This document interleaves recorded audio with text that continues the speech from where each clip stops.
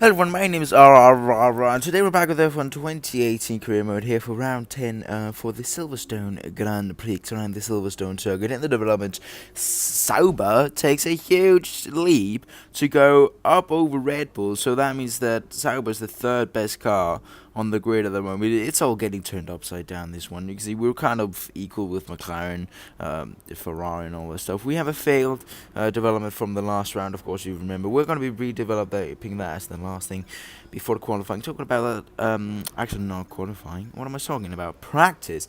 It's time for practice. The first corner, I couldn't get this corner right. My setup was so bad. I drove this setup, the exact same setup last season, but for some reason the rear end just didn't want to stick on this year, so I changed some things about it. I think I changed the rear ballast from being 8 to 7, so it kind of went down, and then I changed the front wing, then I changed the wings from 3.8 to 4.7, just to give it that bit more turn in, because really I'm running 8 because you want that turn in, so that means that we have more control over the car. It's more stable in the rear end, but we want just have the turn, maybe not the speed. But let's get into qualifying and see how we do. It's time once again then for qualifying here at Silverstone, and what we're hoping will be a tight contest for pole position. It's time to get into qualifying. Q1 time, we go for a run. This run was on the softest tire coming, which is the soft tires. I don't know why they bring the soft, medium, and hard. No one uses the hardest. It's a soft, medium, and I believe you can do soft if that was in the rule books. Up to 10th place we go, we keep the one, and as the session comes to an end, we drop down to 14th place and make it through with the skin of our teeth. I think that's what it's called. Q2 time, mother guys and girls out there. I'm trying not to swear.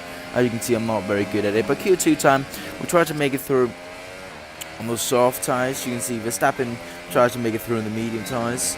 I don't think he gets through eventually. Q2, we're up into 3rd place, which, I mean, after that setup, after the practice session, I was believing to not even get through to Q2, maybe be fighting with the back markers, and that was pretty much my expectations. So to get into Q3 was absolutely over my expectations, and I was just happy to get into Q3. It doesn't matter where I would qualify. So first run in Q1, this run was like, okay, you know, there's a bit of places you can always improve, but this time was, you know, it was okay. It was pretty decent coming around the last corner right here. It's only going to be moving us up to 9th place right in front of RICCIARDO, and that's not by a lot. At 124.8, so we continue straight on to another lap. First corner, third corner, break at the 100-meter board. Make sure you get the turn in, get into the apex, because then or if you don't do that, you'll pretty much be fucked right there. I like to turn it down to first gear just to get a bit more of a turn in, especially with the setup as I've talked about. Then you see we switch over to Cops, one of the best corners on the circuit, followed up by Maggots and Beggars. The best section is Cops and the Maggots and Beggars, and then the Chapel. That's the best section probably on the calendar, and I think many people think that because it's just so smooth and so satisfying to drive whenever you get that one right. Sector 2. We're up by around 2/10. See if we can improve this one. You can see it's so close in this field. I mean, if we just improve by half a second, we would get up to 3rd place in front of our teammate Valtteri Bottas. And that would be great if we could that. But here we are coming down to the last chicane. It's the moment of truth. Can we get home a better lap time? We're up by around 3/10. We get a bit of a bad exit right off to the last corner. We go 3/10 of an improvement, and up to 6th place we go in this qualifying session. But as the session comes to an end, we drop down to 9th place.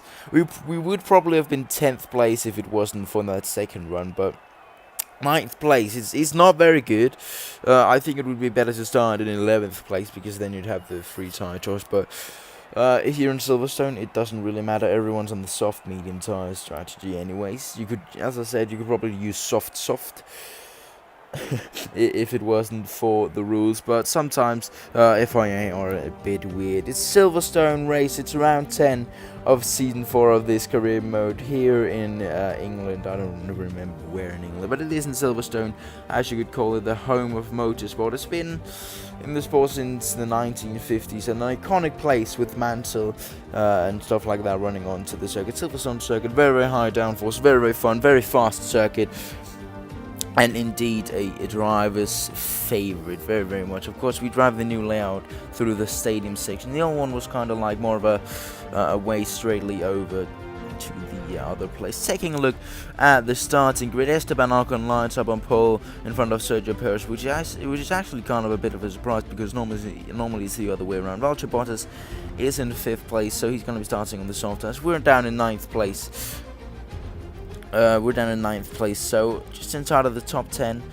We just need to get off a good start, and then it would be fine. As I said, soft medium tires, pretty much everyone's at the soft medium tires. There'll be no reason to do a 2-stop. You can see it's pretty much 20 seconds slower. And that would definitely be very, very weird if anyone going for that strategy. But here we are on the grid for the race start. It is 5 red lights and we're underway. It's a terrible getaway from us. Marcus Ericsson up challenging us on the side through turn 1. We almost go. We're trying to take it around the outside. Yes, we do. We're right behind Fernando Alonso, trying to take it around the outside of him.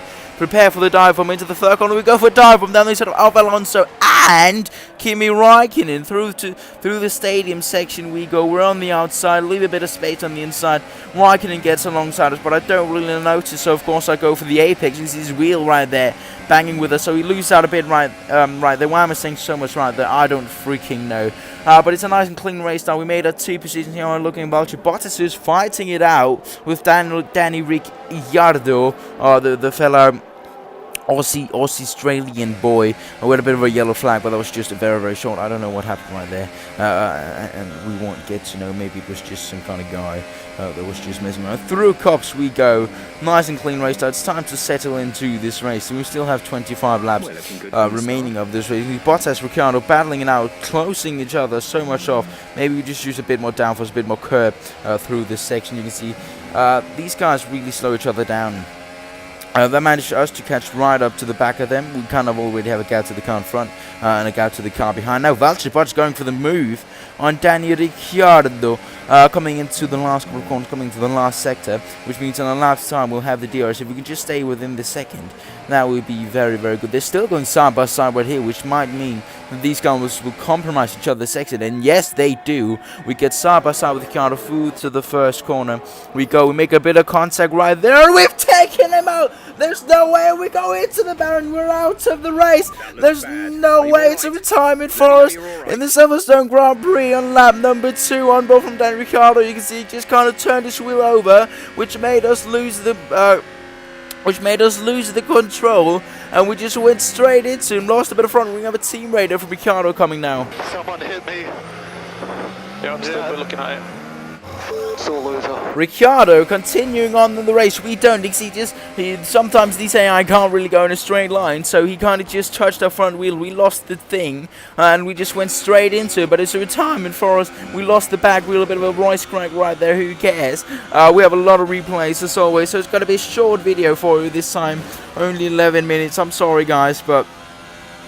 Second retirement of the season, second giant crash of the season. We had the one in Bahrain as well with our own teammate. That's all with 8 rounds ago. That's kind of insane. But you can see he kind of turned over, touched our wheel a bit, and we just absolutely lost it. I was trying to save it, but I didn't think it was a big thing at the moment, so I wasn't too keen to save it. You can see unbolt from us right here. Looking back, you can see our wheel falls off by that turn 1 barrier, and it is a retirement and 0 points for us in the Silverstone Grand Prix, or the British Grand Prix, whatever the freak you want to call it. I know I was screaming quite a lot, but I'm trying to be some kind of good commentator or something right there. Sergio Perez, what a surprise. Take time his 6th win of the season. It's only round 10. He's won over half of the races. Another 25 points to his point tally, and guess what? Another 1-2 for forcing Hulkenberg on the podium. Joins them for this race. It's time for them to spray the champagne. Not time for us. It's 0 points for us, but the official race results: Valtteri Bottas finished down in 9th place. Sergio Perez took home the victory right in front of Esteban Ocon and Nico Hulkenberg, rounding off that podium. A retirement for us. Dan Ricciardo managed to fight his way up to 16th place, so it was positive for him there. Oh, that's not positive at all, because he got no points instead of what could have been quite a lot of points. We fall down to 8th place because of that incident. We got no points, and as I said, the field is so close to the midfield, so we lost out this one round, and we fell down 2 positions. We also fell down in the constructor standing, down to 3rd place, which is not a very positive thing, but you know, these guys have a better car than us, so it's just a question about time. Alright, we take a big hit right there against Valtteri Bottas. We're still leading it, which is very, very positive. We don't really get a lot of resource points. As you can see, right, they're only around 400. That's actually quite a bit anyway. We managed to get a team goal, which is positive. And the reputation doesn't really help a lot either. We dropped out by so much, and that is, I don't know. That's just sad, but you know. Bad stuff happens, you can't have the high without the lows. We develop a minor development. We take Marcus Ericsson instead of Sean Leclerc as our rival because this side was a very, very good car now. It's on the way for the championship, right? Which could eventually be a thing. We're going to be taking, we just want some meat onto this video, so we're going to be taking a look at the standings. You can see Sergio Perez winning 6 races of the season, Esteban Ocon winning none, his team, and you can see how many 1-2s it actually is for Force India. It's been like, yeah, it's been a lot. Okay, that's the matter. You can see Max Verstappen also won a race. Ricciardo also won a race. We didn't win a race. We got 1 podium as well Valtteri Bottas. Still, we're ahead of Daniel Ricciardo, and that's the last thing that we're going to be looking at for this video. I hope you enjoyed. Remember to like and subscribe and all that shit, and I'll see you in the next one. Bye, guys.